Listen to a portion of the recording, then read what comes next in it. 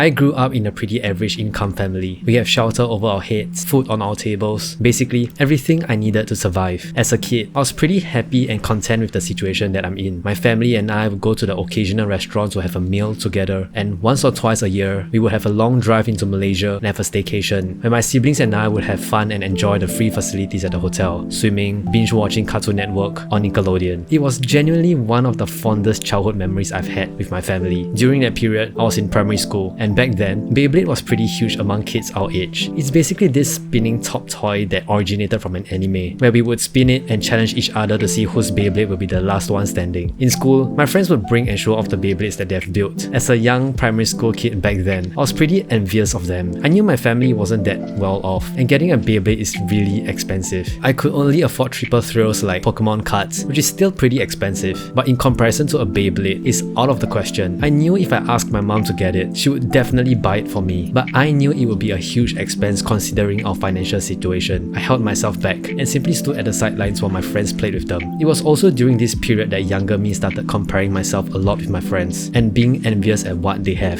Beyblades wasn't the only thing that was trending back then. We have tons more like Crush Gear, Metabots, Duel Masters, Gundams, Yu-Gi-Oh, Pokemon, and tons more that would take me ages to name them all. I held myself back on all of them and was on the sidelines most of the time. To be very frank, the younger me back then detested the financial situation I was in. I wish that if only I was born in a richer family and I could let loose on all these fun instead of always being at the sidelines watching them. At times, when I was in a fight with my parents over childish arguments, these feelings and thoughts grew even bigger and larger and added on to the anger I was feeling on whatever we are arguing about. In the end, it ignited a certain outburst of words that I wished I could have taken back. Looking back pre-primary school, where I only had myself and my siblings to compare with, life was so much more genuine and fun. I was so happy with the simplest things, and just being with my family on short budget trips felt like the most priceless vacation that money could never buy. And here I was, comparing myself with others and being spiteful with my family over a bunch of stupid, overhyped toys. However, looking at it on hindsight, it was inevitable for younger me to feel that way, and I think that goes the same for you guys too. We were so young, so naive. It's impossible for us to know what we should be doing at that age, because come on, we are just kids. Even at this stage in my life right now, I'm still learning and figuring out life. I'm not